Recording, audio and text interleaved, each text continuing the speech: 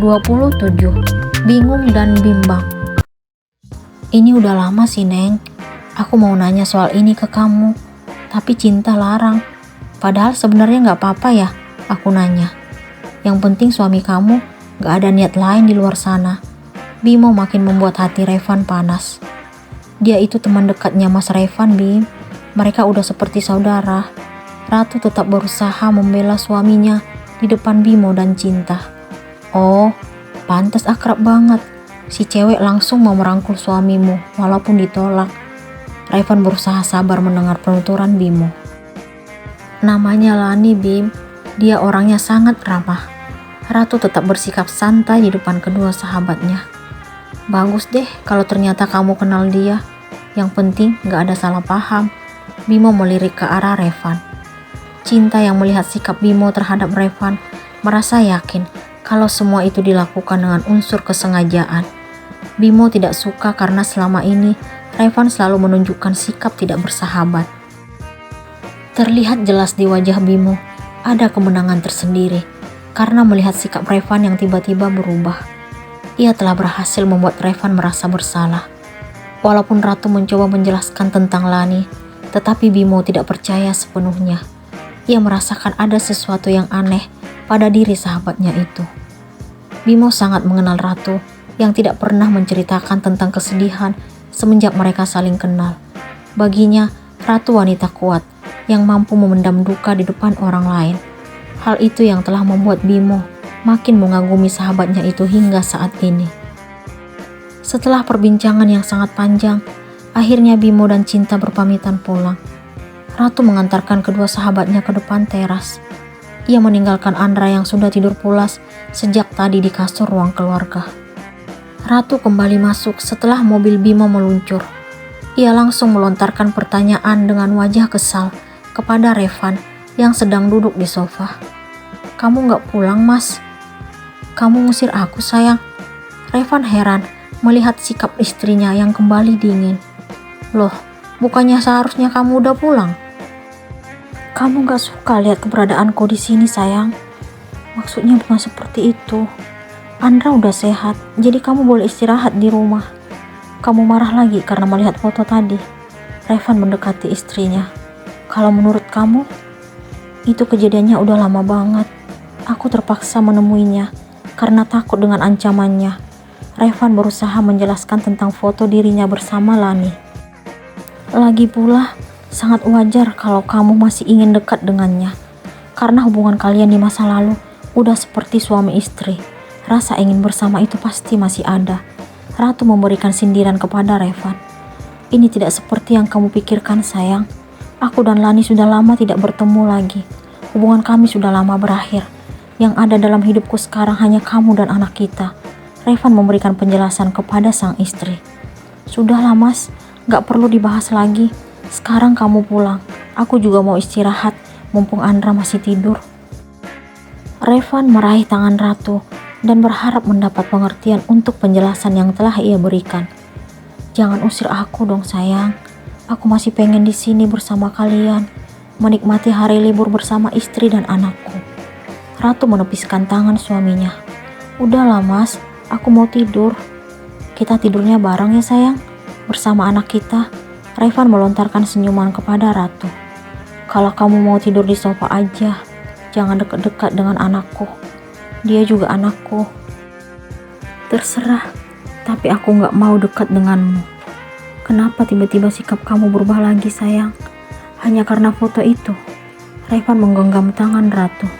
Udahlah, Mas, aku udah malas bahas tentang itu.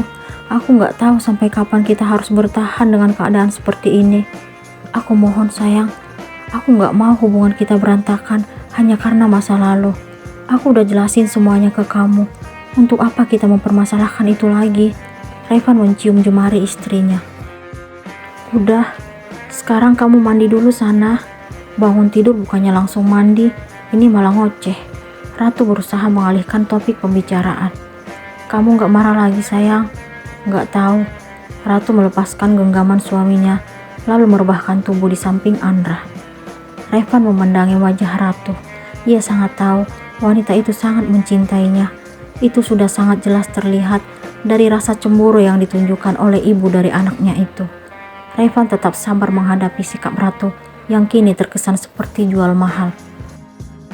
Sikap seperti itu dulunya tidak pernah ada dalam diri Ratu.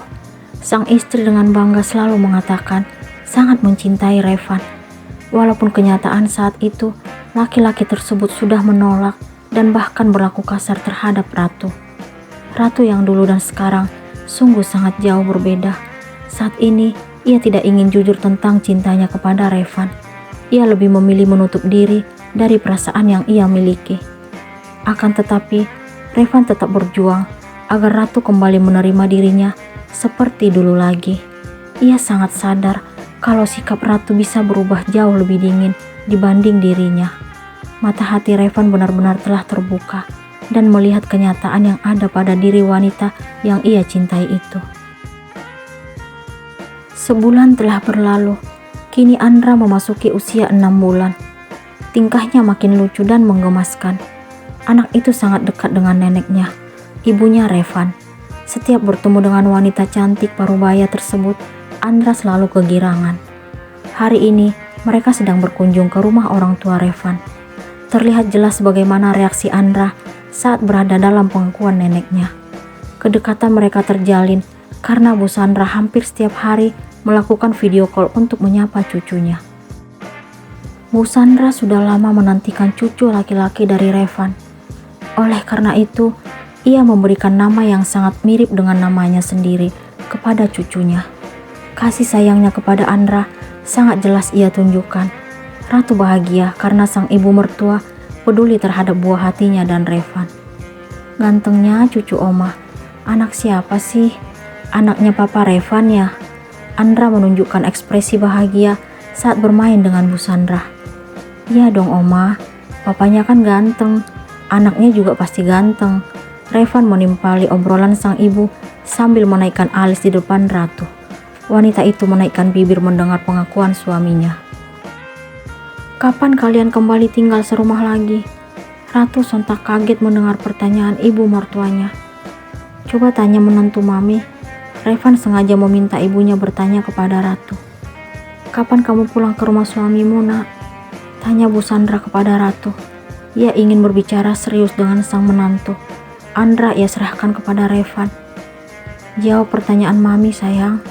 Revan mengusap pundak kanan istrinya. Nanti Mi, jawab Ratu singkat. Nanti kapan? Apa kamu masih membenci suamimu? Ratu tertunduk mendengar pertanyaan ibu mertuanya. Ratu juga gak tahu Mi. Untuk saat ini, Ratu belum siap untuk kembali. Kamu tidak percaya dengan ketulusan cinta Revan untukmu. Ini bukan seperti yang mami pikirkan. Ratu berusaha untuk tidak menyakiti ibu mertuanya. Jadi, apa alasannya? Terus terang, mami sangat sedih melihat hubungan kalian saat ini. Status suami istri, tapi harus tinggal terpisah. Mami sebagai orang tua merasa bersalah karena tidak berhasil melakukan yang terbaik untuk anak. Mata Bu Sandra berkaca-kaca hingga menitikkan bening kristal. Ratu meraih tangan ibu mertuanya. Ia tidak tega melihat kesedihan di wajah wanita yang telah melahirkan suaminya itu. Jangan sedih dong Mi. Ratu minta maaf karena belum mampu sepenuhnya menerima apa yang Mas Revan lakukan. Kita sama perempuan pasti mengerti. Itu masa lalu, nak. Semua orang pasti punya masa lalu yang berbeda. Belajarlah menerima ketulusan yang ditunjukkan suamimu saat ini. Ratu akan berusaha, Mi. Ratu berusaha meyakinkan ibu mertuanya. Saat Ratu berpelukan dengan ibu mertuanya, terdengar nada panggilan masuk dari saku celana Revan. Ia pun meraih benda tersebut. Ia sangat terkejut melihat nama di layar. Dirinya semakin tidak berdaya jika Ratu mengetahui siapa yang menelpon. Kenapa nggak diangkat? Bu Sandra heran melihat Revan, hanya memandangi layar ponsel dalam genggamannya. Tapi Mi, Revan menjeda lalu menarik napas. Telepon dari siapa, Van? Tanya Bu Sandra, lalu melepaskan pelukannya dengan Ratu. Revan melihat ke arah Ratu. Ia ragu dan bingung untuk menjawab pertanyaan ibunya. Ia berusaha mengumpulkan keberanian. Akhirnya, laki-laki itu membuka suara. Telepon dari Lani, Mi. Ratu melangkah ke arah Revan, lalu meraih putranya. Wajahnya menunjukkan amarah dan kebencian. Ia merasa kalau hubungannya dengan Revan sangat rumit. Saat ia ingin kembali membuka diri, saat itu juga kembali terluka. Revan meraih tangan Ratu, tetapi dengan cepat ditepiskan. Wanita itu sangat bingung harus berbuat apa saat ini. Ia sangat heran kenapa masa lalu suaminya masih berusaha mengusik kehidupan mereka. Hatinya makin tidak keruan dan penuh kebimbangan. Apa tujuan Lani kembali menghubungi Revan?